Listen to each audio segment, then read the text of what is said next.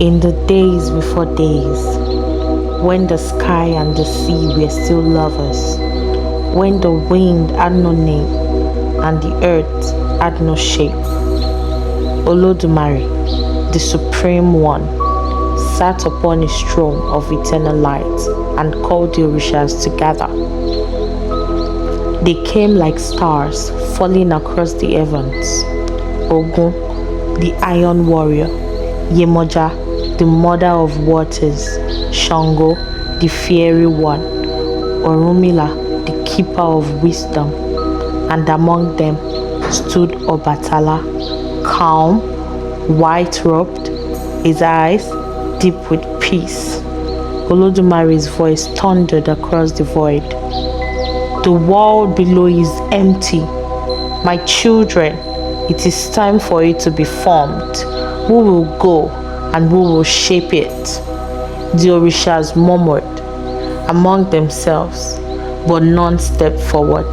The task was great, and the waters below were endless. Then Obatala bowed. His voice was gentle but sure. Baba Olodumare, let me go. I will shape the earth, and from its clay I will mold beings who will honor you. Olodumare smiled and blessed him with sacred gifts: a golden snail shell filled with sand, a white cloth, symbol of peace, a rooster to scatter the sand, and a chain of light to descend from the heavens. With a deep bow, Obatala set out. The stars danced as he went. The wind sang songs that no ear had yet heard.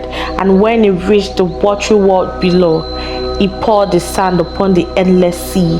The rooster began to scratch and scatter it, east, west, north, and south, until the sand spread far and wide. Where the sand touched, land rose. Hills lifted their heads, valleys opened their arms, and rivers began to whisper to the sea.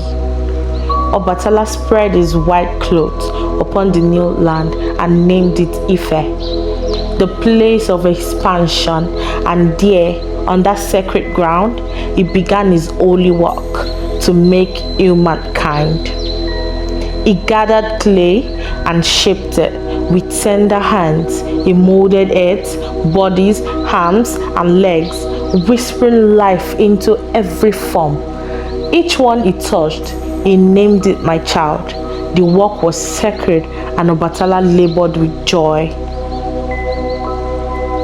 But as the sun climbed high and the day grew long, his throat became dry.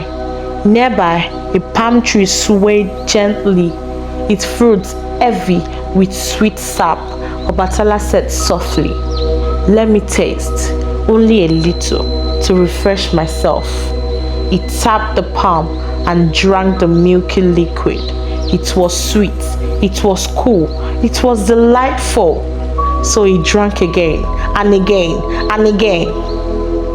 Soon, the gentle god of creation was drunk. His hand wobbled like a wind in tall grass, yet he kept molding. He shaped figures, but now some came out differently. Some with bent back, some with twisted legs, some with scuffed arm, or tilted heads. Still, even in his drunkenness, Obatala's heart remained pure. He whispered, "Let them live. All of them. They are my children." When the sun fell and the night cold, he looked around, and what he saw filled him with sorrow. "Ah!" he cried, "My hands, foolish with wine, have made my children crooked. Oh, what have I done?" Obatala wept upon the clay. His tears sank into the earth and became rivers that still flow today. Then he knelt and made a vow. "From this day, I shall never drink palm wine again. And those who are born with shapes unlike the others, I shall be their father, their protector, their defender. They are mine forever." When Olodumare came to see the earth, he saw the hills and rivers, the forests and valleys, and the many kinds of humans walking upon the land. He said, Obatala, even in error, you have shown my wisdom. You have made the world beautiful with difference. The crooks and the straights, the strong and the weak, all are my children. From that day, the world blossomed under the care of Obatala. The people of Ife built white temples in his honor. They offered him snails, chalk, and white clothes, never palm wine. They called him Obatala, Owushanla, the great creator, the maker of heads, the one whose robe is white as the morning mist, the pure one, whose heart knows no hunger. He went on the roads, across the sky, the elders still whisper, it is Obatala walking across the heavens, looking down on the children he shaped with love.